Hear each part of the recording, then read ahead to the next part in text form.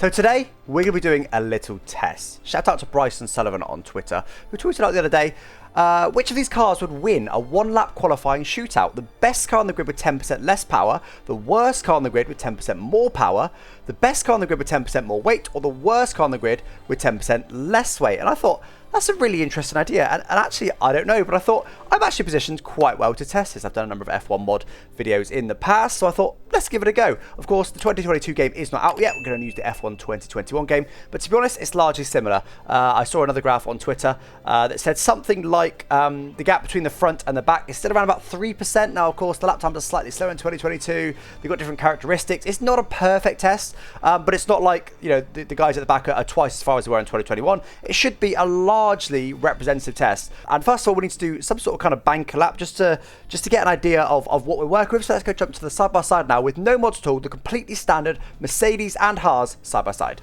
Okay, here we go then. We've got Mercedes on the left and the Haas on the right.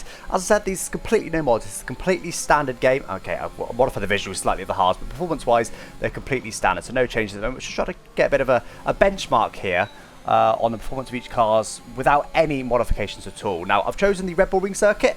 As you can see, it is a slightly power-sensitive circuit, I will say. But overall, I felt like I had quite a good mix. There's a few slow corners like this one here.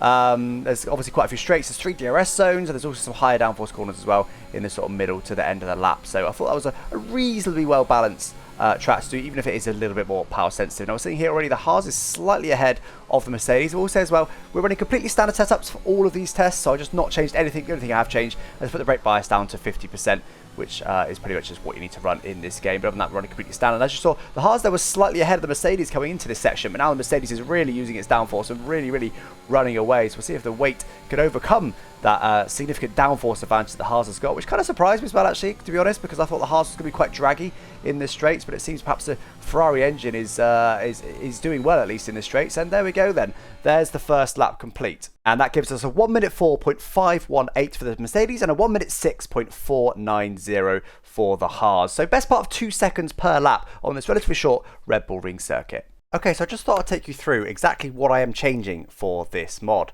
So here is the performance file for the F1 cars in the F1 game. Now all I'm going to do is I'm going to change the fuel ECU, which is basically a multiplier on the overall power. So what I'm going to do is fuel power scale, which basically puts in essentially 10% more fuel to the engine, so essentially gets 10% more out. Or minus 10% in this case, as I'm doing the Mercedes car here. So I'm going to do minus 10%, which is of course 0.9. We're going to do that for all 3 of those power modes, although in time trial it should only use the standard mode, of course. I could apply it to the lean mode as well, but again, in time trial we're not using lean mode, so I won't worry too much about that.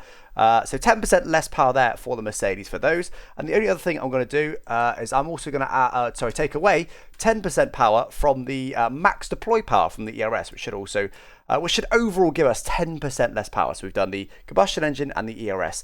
The turbo, I find, doesn't really make much difference in these cars. And of course, in an ideal world, if we were to make this perfect, we'd probably also adjust the harvest limit to be 10% less or more. We'd also adjust the efficiency of how much it gets from the MGUH and MGUK. But actually, we don't need to do that for this mod. So we're just going to literally take 10% off that, which is what, 12. So that's 108.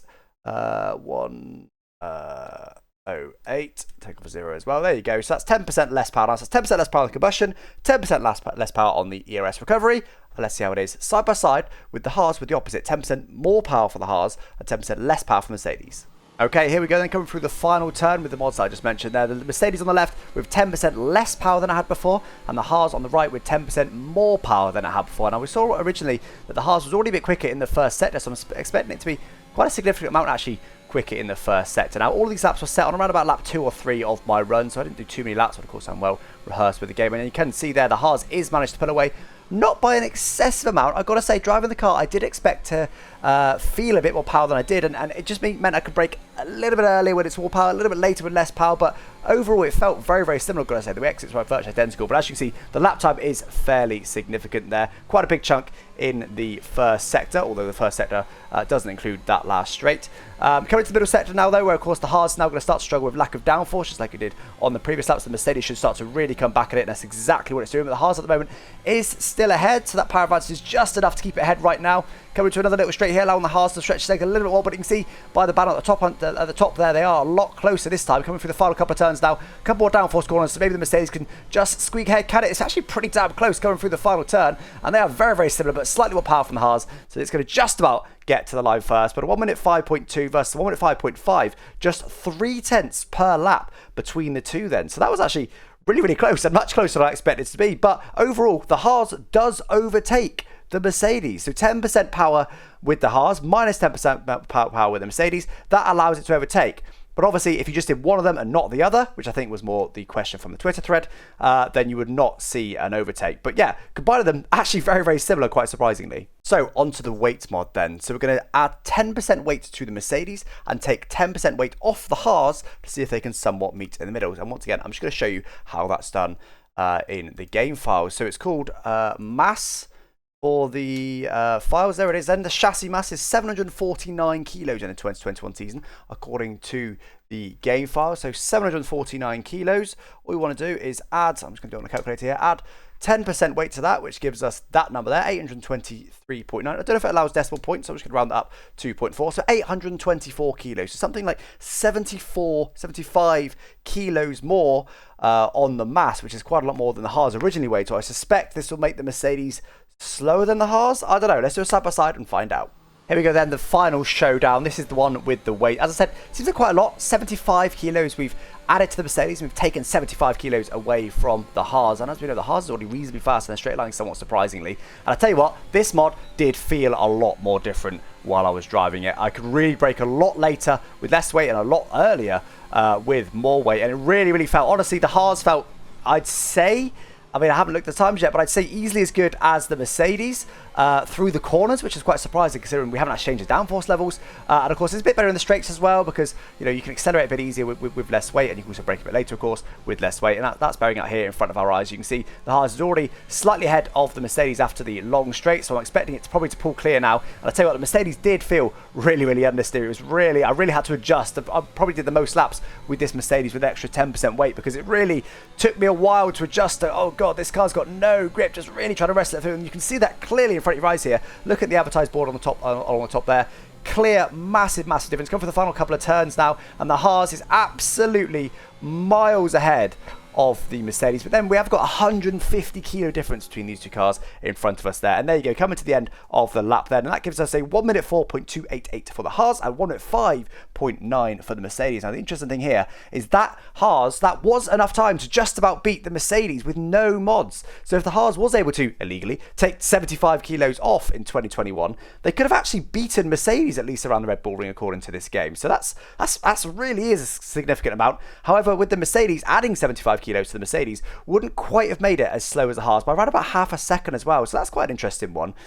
Clearly some sort of physics at play there. I'm not really too sure exactly what the difference is but quite a big difference really, to be honest. Well, there we go then. What do you guys think of those results? Quite interesting stuff. I mean, if you're just taking a single mod in isolation, as in you're not giving that Haas 10% less weight and the Mercedes 10% more weight, you're only doing one or the other.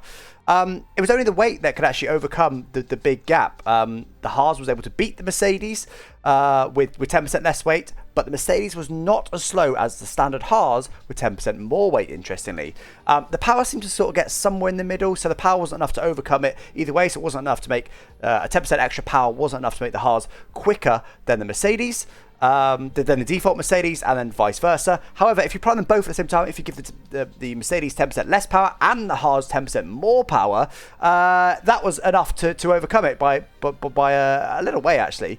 Well, by 0.3, but obviously these laps aren't perfect. So quite interesting stuff, actually. It definitely sprung some bigger results than I was expecting. For example, I didn't realize the weight was going to make that much more difference than the power, but I guess it does sort of make sense because the weight's going to affect you in the corners as well as in the straights and on the brakes, whereas the power is only going to affect you when you're full throttle in the straights. So anyway, guys, hope you enjoyed this video. Nice little test for us to do.